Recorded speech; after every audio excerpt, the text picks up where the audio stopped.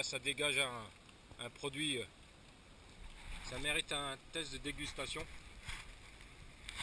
Mais là, le test il finit au premier niveau. Hein. C'est-à-dire que l'odeur elle est poivrée là. C'est très chimique. Peut-être très toxique à mon avis. Vu ce qu'il dégage là en marron là. Voilà, ça c'est sa protection.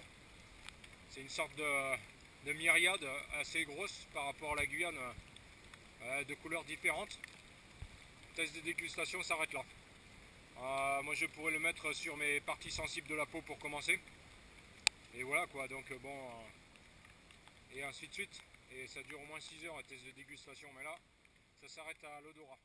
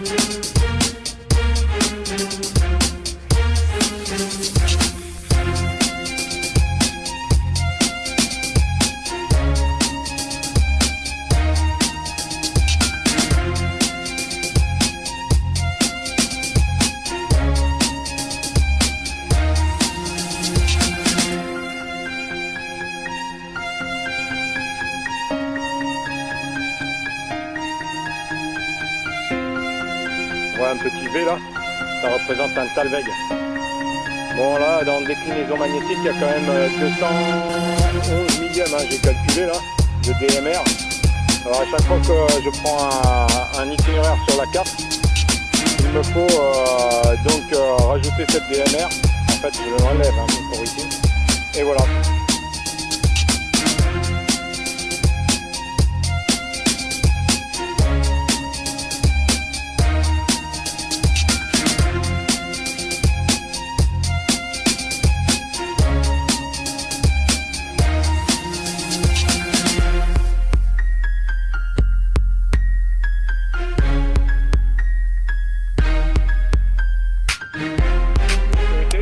Qui lâche le mou et voilà, d'accord. Bon, ça use la corde hein.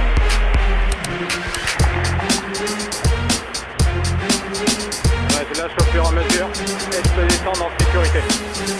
Bon là je tiens la corde à une main étant donné que j'ai tout à descendre. Je continue à descendre, je vais tranquille.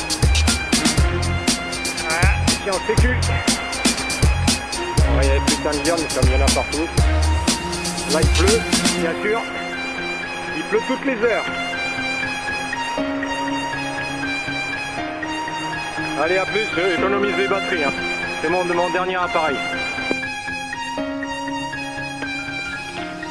Voilà.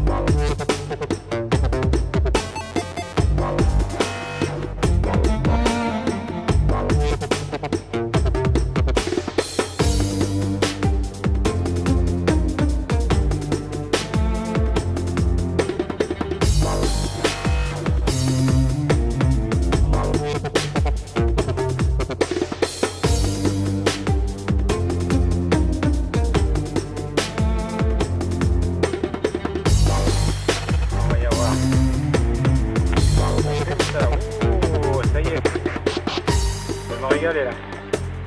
Cœur de palmier, à la vapeur, et c'est parti. Je vous ai pas dit, mais j'ai mis les... Ah, faut pas le dire, mais j'ai mis les tétards au fond.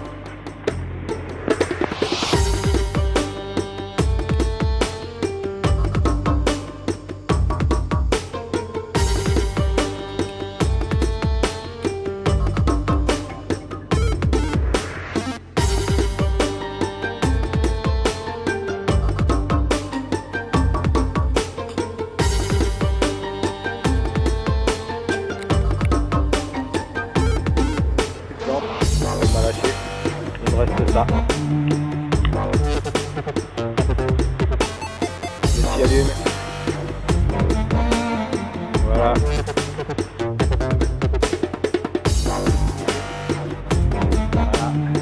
Voilà. Tous les matins. Le rapide. Voilà.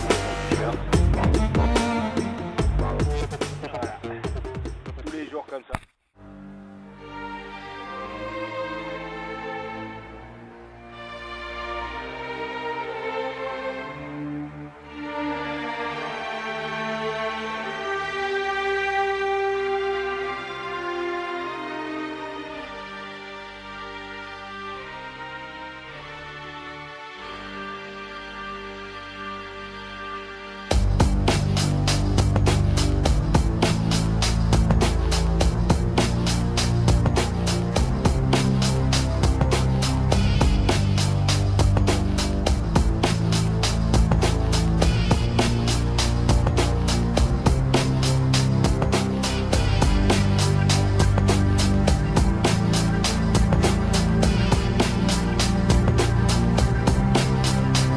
De crête obligé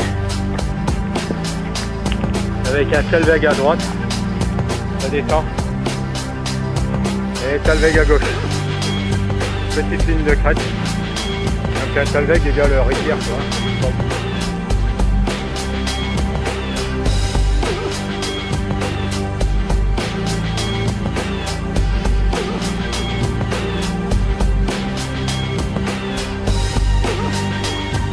Le sel de dégustation.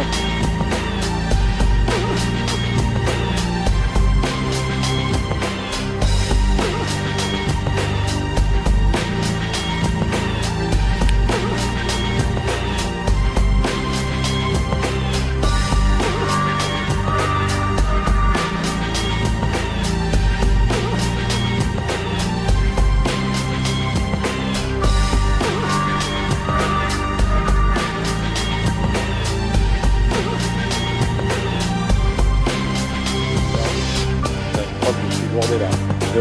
J'entends une rivière à gauche, une rivière à droite très forte. C'est pas possible. Je vais en entendre qu'une rivière. Exactement ici.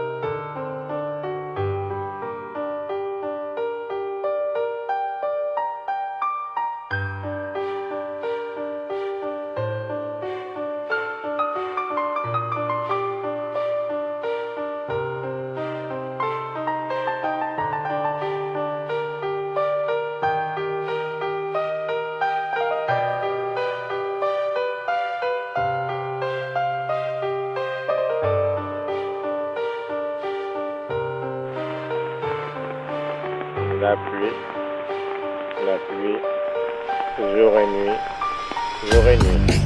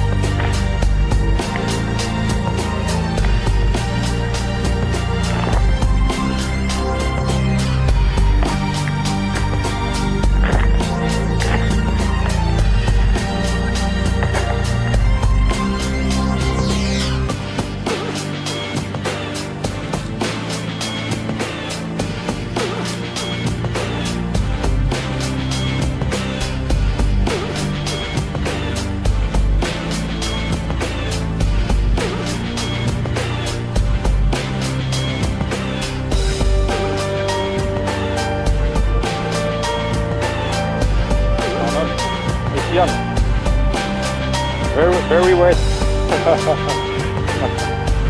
But good. Huh? Yeah, no, it's rain every hour. Huh? Everything well.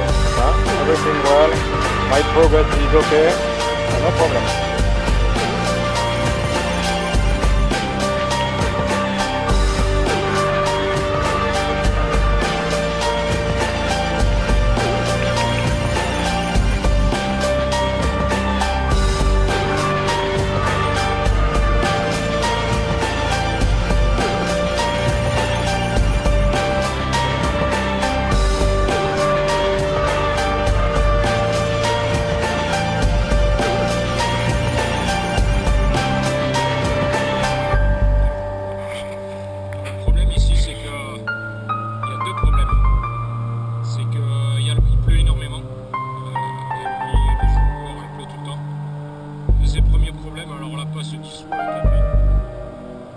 C'est les fourmis.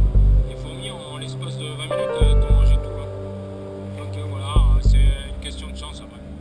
Allez.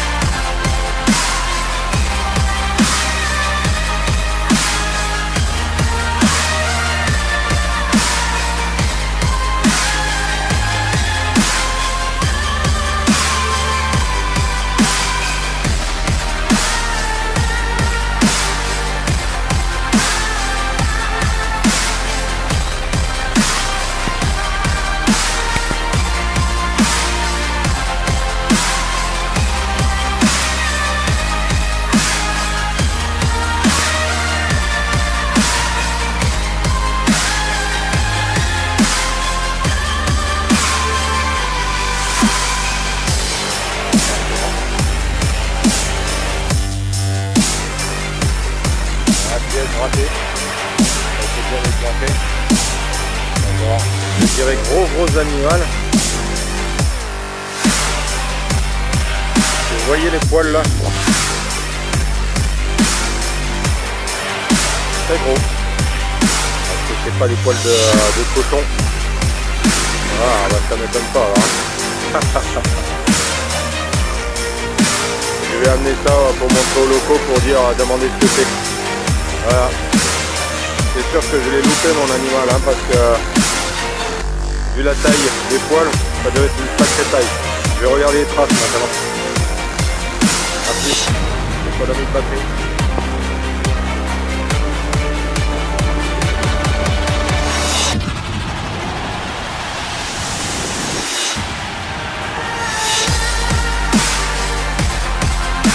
Arrive, ça sera la civilisation et des traces de pas.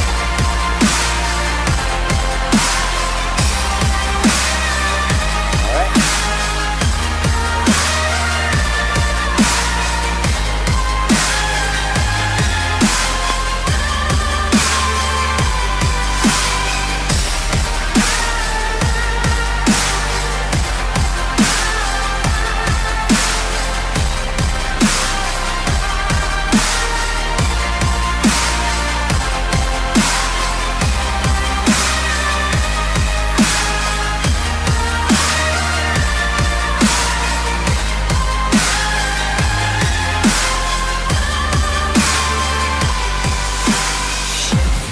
Déjà bienvenue Yann, hein, ça fait 3 jours que tu es rentré oui. de Junction maintenant. Ouais. Dis-nous un peu tes retours d'expérience par rapport à cette édition.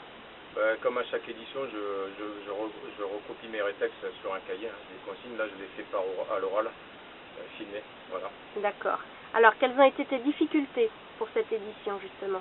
Il y en a 6. Hein. La première a été la pluie. Hein. C'est la première édition que je fais en saison des pluies réelles, donc très compliqué.